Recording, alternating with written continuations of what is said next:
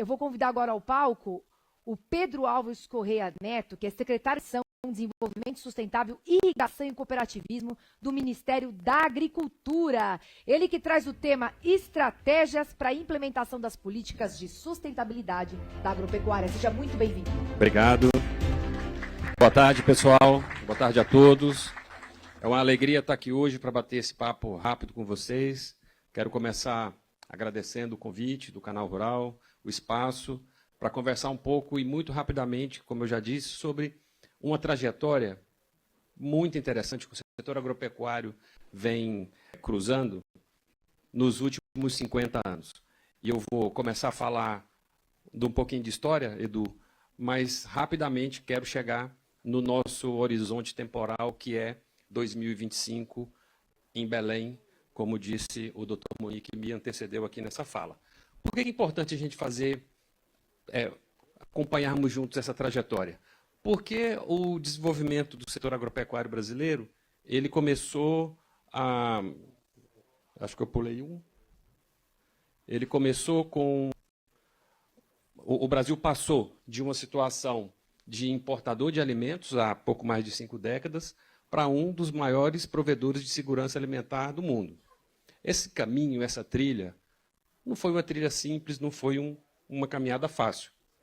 Pelo contrário, mas ela foi movida à ciência, foi movida à inovação, foi movida ao empreendedorismo dos produtores rurais brasileiros, a uma rica interação institucional que propiciou que a gente passasse, como eu disse, de importador de alimentos a um dos maiores provedores de segurança alimentar no mundo. Essas 5 décadas, e tudo que aconteceu nesse tempo, não só no setor agropecuário, mas na economia do mundo, trouxe mudanças no planeta. E o setor agropecuário brasileiro ele está frontalmente exposto a essas situações, porque é muito sensível a elas. E aqui no Brasil, pelo cenário que já foi colocado pelas pessoas que me antecederam, o setor agropecuário também tem a sua parcela de responsabilidade, porque também movimentou os ecossistemas.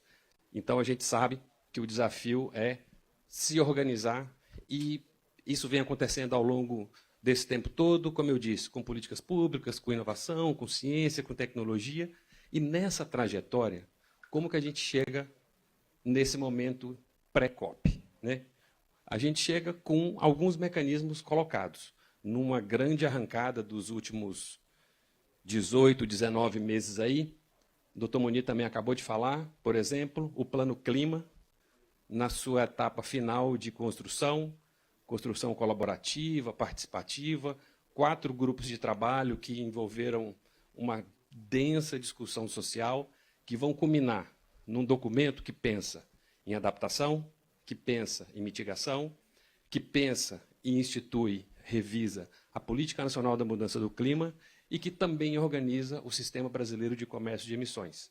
Só aqui a gente está falando de todo o contexto da agropecuária brasileira, mas também de todos os setores da economia, mas a forma como que um ativo contemporâneo hoje, que é o carbono, vai permear as transações econômicas e as questões ambientais também. Também tivemos a revisão de 2 planos de prevenção e controle de desmatamento para biomas críticos, muito sensíveis, importantíssimos para o Brasil, a Amazônia e o Cerrado brasileiro. Temos, já há 14 anos, um plano setorial forte, robusto, consolidado, com o qual o produtor rural já está acostumado a dialogar, seja com o extensionista, que dá um apoio na fazenda dele, seja da Emater, seja o cara do Senar, seja o cara do Sistema S, que vai lá, o produtor está acostumado. Os bancos estão acostumados com isso também, porque há bastante tempo o financiamento da agricultura de baixo carbono faz parte de um mecanismo de crédito, que é o Plano Safra, que há tanto tempo dá a sua contribuição para a expansão da agropecuária sustentável. A presença dos biológicos, dos bioinsumos, cada vez mais presentes na nossa agricultura, que cada vez mais se direciona para uma agropecuária de base biológica. Isso é um ativo que vai valer muito e já deve ser valorizado e reconhecido. E a Política Nacional de Conservação e Uso dos Recursos Genéticos para Agricultura e Alimentação. Esse painel é só para mostrar uma parte de tudo que está rolando. Então, eu não falei aqui muito de inovação, eu não falei de questões sanitárias, eu não falei do avanço da capacidade brasileira em ganhar novos mercados. Por quê? Só para fazer um recorte rápido e não tão raso aqui com vocês, de como é que a gente chega nesse ambiente pré-COP. O Brasil chega preparado para uma discussão que tem que ser firme, que tem que ser forte e que tem como pano de fundo as questões de financiamento climático, que serão abordadas esse ano lá em Baku e que, para o ano que vem, deve ganhar mais força e mais vigor, porque, afinal, a gente tem que parar de falar de financiamento e começar a acessar o financiamento climático. E, para isso, nesse contexto de algumas iniciativas, algumas delas são muito agregadoras, e eu quero citar duas. Uma é o Programa Nacional de Conversão de Pastagens Degradadas, um programa novo, lançado no ano passado. E por que eu falo que ele é uma iniciativa agregadora? Conversão de pastagens degradadas é uma tecnologia de agricultura de baixo carbono. Porém, a capacidade de tração que essa tecnologia tem é muito grande. Pela forma como o Programa Nacional foi concebido, ele pensa em 3 modelagens principais. Conversão de pastagens degradadas para pastagens bem manejadas, para que a gente possa fazer terminação intensiva de bovinos, que é outra tecnologia de ABC. Pastagens degradadas para grãos, aí eu posso fazer plantio direto, fixação biológica de nitrogênio, bioinsumos, irrigação, entre outros, e pastagens degradadas para floresta. Aí eu faço sistemas agroflorestais, florestas plantadas para uso econômico e tal. Essa capacidade que esse programa tem, ele colocou o Programa Nacional de Conversão de Pastagens numa posição de destaque na nossa disposição em buscar financiamento, em acessar fundos para financiar essa tecnologia pela sua capacidade de reboque. Bem, eu não posso nunca esquecer do componente florestal. E aí o programa Floresta Mais Sustentável vem para dar essa organização lógica para esse desafio, que é o desafio do financiamento. O desafio do financiamento não é imaginar o dinheiro.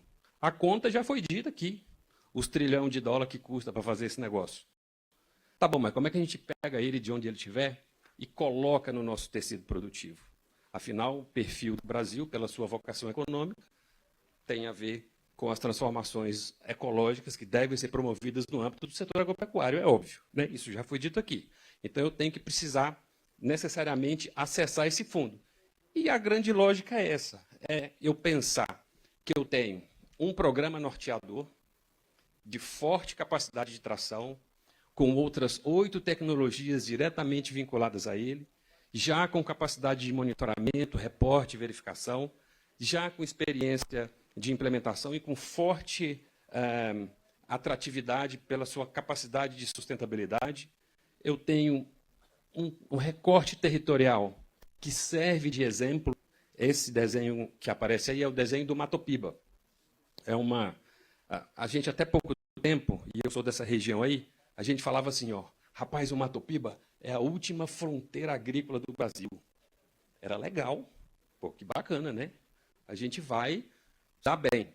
Mas muito rapidamente, o olhar sobre o bioma cerrado, isso tinha que acontecer, ele foi se aprimorando e a gente viu que, embora seja forte, robusto, ele aguenta fogo, aguenta altas temperaturas, mas ele também é sensível e precisa de ser utilizado de forma cada vez mais racional e mais conservacionista. O PNCPD, o Programa Nacional de Pastagens, fez o extrato de 30 milhões de hectares de pastagens aptas à conversão e a grande maioria pegou essa região. Então, eu tenho o mecanismo, eu tenho um conjunto de tecnologias do qual ele faz parte e de qual ele pode fazer uma atração muito forte. Eu tenho um exemplo de recorte territorial muito interessante, mas não exclusivo, e eu tenho o componente florestal agregado a isso tudo. E aí, doutor Júlio, eu fiz essa apresentação no avião vindo para cá, e eu tinha que ter colocado mais um ícone aí nessa tela. Porque eu tenho que ter tudo isso, mas eu também tenho que ter capacidade inequívoca de provar o que eu estou dizendo. E alguém já disse isso ainda agorinha aqui antes de mim. Eu falar que é muito legal, é legal, mas eu provar que é muito legal, é mais legal. Como é que faz isso? De novo, método, ciência e instrumentos para fazer. Então, também a gente vai chegar na COP30 com um instrumento chamado Plataforma Agrobrasil Mais Sustentável. Foi o que faltou eu colocar aqui. E que pena, eu peço desculpas por isso.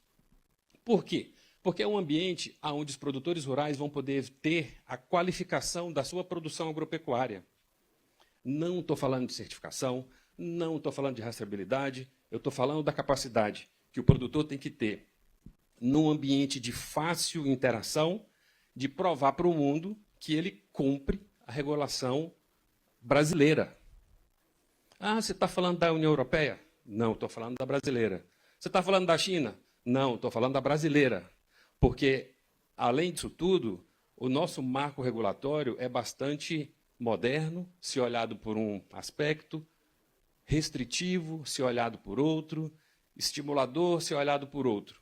Então, a plataforma ela vai trazer o retrato da qualificação do produtor rural sobre a ótica da nossa legislação.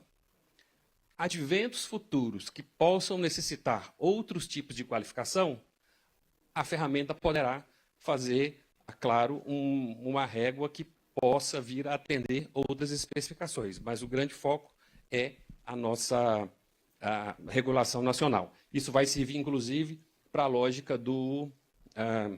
das demonstrações para acesso ao financiamento climático. E, por último, só para dizer assim, o Brasil tem costume com isso. A gente faz financiamento de agropecuária sustentável, e o BNDES falou aqui antes de mim, o Sicredi falou aqui antes de mim, o olhar cuidadoso, cada vez mais cuidadoso que estão tendo, para que cada vez mais o financiamento verde esteja adequado e comprovadamente aplicado nas tecnologias sustentáveis de produção. Então, eu sei o produto que vai ser o alvo da minha estratégia de captação, aonde eu vou colocar, e eu tenho um mecanismo para que a gente sabe fazer. É esse caminho, essa transição que a gente quer fazer. Eu agradeço a oportunidade de estar aqui, que a gente possa cada vez mais ter um setor agropecuário reconhecido pelo seu esforço, tanto na premiação que vê aqui, quanto, claro, nos cenários internacionais. Muito obrigado pela oportunidade.